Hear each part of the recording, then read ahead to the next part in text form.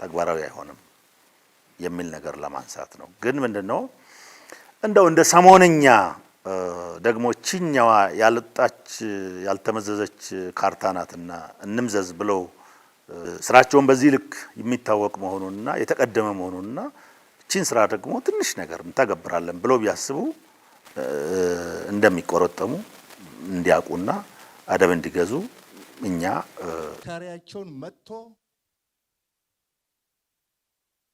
ተሽመድምደው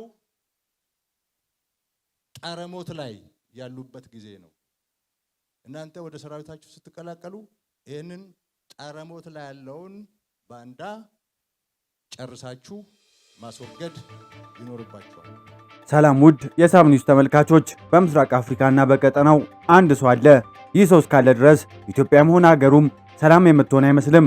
ይህ ሰው ኢትዮጵያን ለማተራመስና ለማፈራረስ የማይሰራው ነገር እንደሌለ ደግሞ ደጋግሞ አረጋግጧል። ታዲያ ከሰሞኑ ወደ ሌላዋ የኢትዮጵያ ጠላት ወደ ግብጽ ማቅናቱ ይፋ ተደርጓል። ታዲያ እነዚህ ጸረ ኢትዮጵያ የሆኑ ኃይሎች ምን ሊፈይዱ ይችላሉ? እንዲሁም በኢትዮጵያ አዲስ ጦርነት ሊወለድ ከጫፍ ደርሷል። እዚህ ላይስ ኢሳያስና ግብጽ በምን ያክል ደረጃ ሊሳተፉ ይችላሉ? ቀጣይ ጦርነት ከተጀመረ ኢሳያስ አፈወርቂ ለአንዴና ለመጨረሻ ጊዜ ከቀጠናው ላይ ይወገዳሉ ወይስ እንደ ህልሙ የፈራረሰች ኢትዮጵያን ያያታል?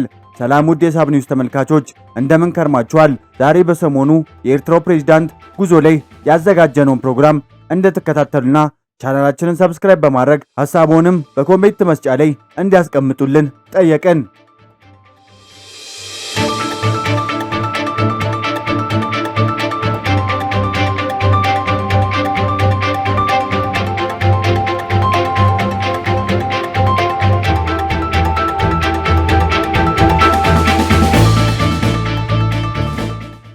በዓለም ላይ እጅግ ዝም ያለችና ወጣቶች የሌሉባት ልክኛ መቄዶንያ እንደምንለው አረጋውያን የሚያገጉባት የምትመስለው ኤርትራ ወጣቱን ሁሉ ባገኘው አማራጭ እንዲሰደድ አድርጋና አባራ ምንም እንኳን በእድሜ ከተመሰረተች ወጣት ሀገር ብትሆንም በህዝብ እድሜ ግን አሮጊት ሀገር የሚያስተዳድረው ኢሳያስ ከጦርነትና ከሴራ ፖለቲካ ውጪ የሚያውቀው ነገር እንደሌለ በተደጋጋሚ አስመስክሮልናል። ከኢትዮጵያ ሲገነጠል ሲንጋፖር እንደሚያደርግና ፍትሃዊ ምርጫ አድርጎ ዲሞክራሲያዊ መንግስት ገነባለሁ ብሎ ቃል ቢገባም እስካሁን የጠበቀው ነገር ቃሉን ሳይሆን እድሜውን ብቻ ነው። ኢሳያስ አፈወርቂ ምንም እንኳ አምባገነንና ለማንም የማያዝን መሪ ቢሆንም ግን በኤርትራውያን ዘንድ ታላቅ ተቀባይነት እንዳላቸው ይታመናል። አሁንም ብዙ ኤርትራውያን ዘንድ እንደ ነፃ አውጪና ሐቀኛ መሪ አሁንም በዛ ሸበጥ የሚንከራተት ሀገር ወዳድ ሰው አድርገው ይስሉታል። ኢሳያስ በኢትዮጵያውያን ዘንድ ደግሞ እንዴት እንደሚሳል ማወቅ ከባድ ነው። አሁን ያለው መንግስት ወደ ስልጣን ከመምጣቱ በፊት እንደ ጨካኝና ክፉ ሰው ቢታይም የዶክተር አብይ መንግስት እንደመጣ ግን ያንን ወዲያውኑ አሽሮ እንዲወደድ አድርጎት ነበር። ከእርቁ በኋላ ብዙ ኢትዮጵያውያን ወደብ የሚያገኙ መስሏቸው ነበር። ኢትዮጵያና ኤርትራውያን ተስፋም ተመልሶ ነበር። ብዙ ኢትዮጵያውያን በአስመራ በምጽዋ አውራ ጎዳኖች ላይ ወክ የማድረግ ተስፋ ቢኖራቸውም ግን ያ ሳይሆን ወዲያውኑ የሰሜኑ ኢትዮጵያ ጦርነት ተጀመረ። ታዲያ የኢሳያስ መንግስት ያ ጦርነት ከጀመረ በኋላ በማይታወቅ መንገድ ከፌደራል መንግስቱ ጋር ያለው ግንኙነት እየላላ ሄዶ አሁን ለጦርነት የሚፈላለጉ ስብስብ ሆኗል። ኢሳያስ የድሮ ወዳጆችን እነ ግብጽን ከአብይ ጋር ሲሆን አይን ላፈር ያለ ቢሆንም ከፌደራል መንግስቱ ጋር ከተጣላ በኋላ ወደ ግብጽ ማማተር ከጀመረ ሰነባብቷል። ኢሳያስ ላለፉት 5 ዓመታት ለይፋዊ ግንኙነት ወደ ግብጽ ለ3 ጊዜ የሄደ ሲሆን ከዚህኛው ጋር ሲቆጠር ኢሳያስ በአማካይ በዓመት አንዴ ወደ ፈርዖኖቹ ያማትራል። እነዚህ ሁለቱ ሀገራት በኢኮኖሚ፣ በንግድ፣ በኢንዱስትሪ የረባ ግንኙነት እንደሌላቸው ዓለም የሚያውቀው ሀቅ ነው። ለእነዚህ ሁለት ሀገራት ወዳጅነት የሚያገለግለው የጋራ ጠላታቸው ኢትዮጵያን ለማድቀቅ የተገመደ ጓደኝነት እንደሆነ ምንም ጥርጥር የለውም። ኢትዮጵያ ከነዚህ ሁለቱም ሀገራት ጋር በውሃ ምክንያት ጠላት የሆነች ሀገር ናት። ኢትዮጵያ የውሃ መብቷን ለመጠቀም አይሆንም ከሚሏት ሀገሮች መካከል እነዚህ ሁለት ሀገራት ብቻ ናቸው። ታዲያ እነዚህ በውሃ ምክንያት ጠላት የሆኑ ሀገሮቿ ምንም እንኳ አንዱን የውሃ ፍላጎቷን ብታሟላም ግን የቀይ ባህር ላይ ራሷን ለማስገባት መፈለጓ በሁለቱ መካከል ያለውን ወዳጅነት እንዲነር አድርጎታል። ታዲያ እነዚህ ሀገሮች ውሃቸው መቼም እንዳይነካና ለብዙ ዓመታት በእነሱ ፍቃድ ላይ እንዲቀመጥ ኢትዮጵያ መድቀቅ አለባት የሚል ፖሊሲ ያጣመራቸው እነዚህ ሀገራት ኢትዮጵያን ትርጉም አልባና ደካማ ሀገር እስክትሆን ድረስ የሚተኙ አይመስሉም። በኢትዮጵያ ልዩነትና ስስጎን በመጠቀም የሚታወቁት ይህ ኃይል በእነዚህ ሁለት ኃይሎች መካከል ኢትዮጵያዊ ሆነው አሁን ያለውን ስርዓት ወይም ስልጣን ላይ የሚኖረውን ስርዓት አይመች እንጂ ሊያግዙና ሊረዱ እንደሚችሉ ምንም ጥርጥር የለውም። ታዲያ ኢሳያስ አዲሱ የ3 ቀን ጉብኝት በኢኮኖሚ አለያም የንግድ ስምምነት ሳይሆን የሚጠበቀው ኢትዮጵያን የማድከምና የማፈራረስ ሴራ ለመፈብረክ እንደሄደ ለማወቅ ደካማ ፖለቲከኛ ብቻ መሆን በቂ ነው። ታዲያ የአብይ መንግስትና ምላሹ ምን ይሆናል? እንዲሁም በምስራቅ ያለው አሁናዊ ሁኔታ የኢሳያስ መጨረሻ ምን ይሆናል የሚሉትን ከማየታችን በፊት የአሁኑ ጉዞን ለመመልከት እንሞክር። እንደ ዓለም አቀፍ ዘገባዎች መሰረት የአሁኑ ጉብኝት ዋና ዓላማው በምስራቅ አፍሪካና በቀይ ባህር አካባቢ እየተቀየረ ባለው የፖለቲካና የደህንነት ሁኔታ የጋራ አቋም ለመያዝ ነው። የሁለቱ መሪዎች በተለይ በሶስት ዋና ዋና ጉዳዮች ላይ ስምምነት ላይ ይደርሳሉ ተብሎ ይጠበቃል። የመጀመሪያው የቀይ ባህር ደህንነትን ማስጠበቅ ነው። በባህር መስመሩ ላይ የተደቀኑ የደህንነት ስጋቶች በጋራ ለመከላከልና የመርከቦችን ነፃ እንቅስቃሴ ለማረጋገጥ መስማማታቸው ተሰምቷል። ሌላው የወደብና የመሰረተ ልማትን ትብብር ማጠናከር ሲሆን የግብፅ የባህር ላይ ልምምድን በመጠቀም የኤርትራን ወደቦች ለማዘመንና በባህር ትራንስፖርት ዘርፍ በጋራ ለመስራት ተስማምተዋል። ሌላው የቀጠናው ቀውስ ሲሆን በሱዳን ስላለው ጦርነትና ሰላምን ለማስፈን የተወያዩ ሲሆን ግብፅ የኤርትራን ሉዓላዊነት ሙሉ በሙሉ እንደምትደግፍ በድጋሚ ያረጋግጣለች። ታዲያ የአሁኑን የኢሳያስ ጉዞ ለማወቅ አሁን በምስራቅ አፍሪካ ላይ ምን እየተፈጠረ እንደሆነ ማወቅ አለብን። እነዚህ ኃይሎች ከሚነጋገሩባቸው መካከል አንዱ በቀጠና ያለው ነባራዊ የፖለቲካ ሁኔታ መገምገም ሲሆን አሁን ላይ በኢትዮጵያ ውስጥ ምናልባትም ወርቃማ የሚሉት ጊዜ ላይ ናቸው።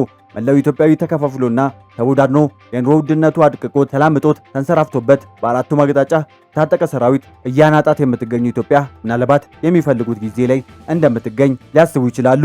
ሌላው ደግሞ እንደ ኢትዮጵያ ሁሉ እነዚህ ኃይሎች መሰልቀጥ የሚፈልጉት እንደ ኢትዮጵያ ሁሉ እርስ በርስ የደቀቀችው ሱዳንን ነው። ሱዳን ወደ ለየለት ጦርነት ውስጥ ገብታና ያለ ሃይባይ በየቀኑ የምትፈራርሰው ሱዳን በእነዚህ ኃይሎች መካከል የመነጋገሪያ አጀንዳ ትሆናለች። የፈጥኖ ደራሹን ኃይሉን በማፈራረስና በአስመራና በካይሮ የሚያዙትን መንግስታት እንዲኖራቸው የሚፈልጉትን ኃይሎች በሱዳን ውስጥ ያላቸውን እጅን ለማስረዘምና በኢራን እየተደበደበች ያለችው ዩኤኢ እንደ ወትሮ ድል የራቀውን የፈጥኖ ደራሹ መንግስት የሚወስዱትን እርምጃ ለማፋጠን ከዚህ የተሻለ ጊዜና ሰዓት የሚያገኙ አይመስልም። ታዲያ በቀጠናው ላይ የጥፋት ብትራቸውን ለማሳረፍ እንደተገናኙ ምንም ጥርጥር የለውም። ምንም እንኳ እነዚህ ኃይሎች አሁን ቀጠናውን ያምሱ እንጂ ሊቀበሩበትና ሊጠፉበት እቅዳቸው ሊከስምበት የሚችልበት መንገድ አለ። እኒህ ኃይሎች አሁን ኢትዮጵያ ሱዳንንም ከበናል ቢሉም እኒህ ኃይሎች ለአንዴና ለመጨረሻ ጊዜ ሊጠፉበት የሚችሉበት ትልቅ አጋጣሚ አለ። ይህ ከማየታችን በፊት አሁን በኢትዮጵያ ምን አይነት ሁኔታ እንዳለ ለመመልከት እንሞክር። አሁን ላይ በኢትዮጵያ ውስጥ ቁጥሩ የበዛ ነፃ አውጪ ግንባር ያለ ሲሆን እነዚህ ኃይሎች የሚለያያቸው ብዙ ነገር ቢኖርም እንኳ አሁን ላይ ጽምዶ ብለው ግንባር ፈጥሯል። ይህ ኃይል የትግራይ ኃይሎችን ህወሓትና የአማራ ፋኖን የያዘ ሲሆን አሁን ላይ በምስራቅ አፍሪካ ከባድ ጥምረት እንደሆነ ምንም ጥርጥር የለውም። ምንም እንኳን ኃይሎች በጋራ የሚያቆማቸው አንዳች ነገር የሌለ ቢሆንም እነዚህ ኃይሎች ተሳክቶላቸው ስልጣን ቢጨብጡ እንኳ በመካከላቸው አንድነት ይኖራል ተብሎ መጠበቅ እጅግ ከባድ ነገር ነው። አሁን ላይ ግን አንድ ላይ መሆናቸው እንዲሁም ከላይ የጠቀስናቸው ግብፅና ሻዕቢያ ደላላ አድርገው አንዳንድ የጦር መሳሪያዎችን የገዙ ሲሆን ምናልባትም እኒህ ኃይሎች ጦርነት ለመጀመርና ለመዋጋት ከበቂ በላይ አልፈዋል። አሁን በሚስጥር ከመነጋገር አልፈው ይፋ ካወጡ ሰነባብተዋል። ከጦርነት ዝግጅት በተጨማሪ የህዝብ ለህዝብ ግንኙነት እየጀመሩ እንዳለ በተደጋጋሚ ይነገራል። እኒህ ሁሉ ኃይል የሚቧደነውና የሚስማማው አንድ ኃይል ለመጣል ነው።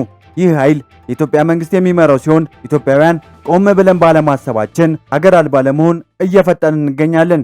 እነዚህ ሁሉ የአራት ኪሎ መንግስትን ለማዳከምና ለመጣል የሚደረግ ስብስብ ቢሆንም ከነዚህ ኃይሎች የተሻለ የትጥቅ የሰው ኃይል ቁጥር እንዳለው ይነገራል። ይህ ኃይል ዓለም ላይ ያሉ በራሻና በቻይና ያሉ መሳሪያዎችን እንደታጠቀ አንዳንድ ጥናቶች ያመለክታሉ። እነዚህ የሰው ቁጥር የሚቀንሱና ብቻቸውን ብዙ ነገር ማድረግ የሚችሉ እነዚህ መሳሪያዎችን እንደታጠቀ ይታመናል። ሌላው በሰው ቁጥርም ሆነ በኢኮኖሚም ከነዚህ ቢሻልም ግን ይህ ጦርነት ከተጀመረ የሚደርሰው ጥፋትና ውጤቱን መገመት አዳጋች ነው።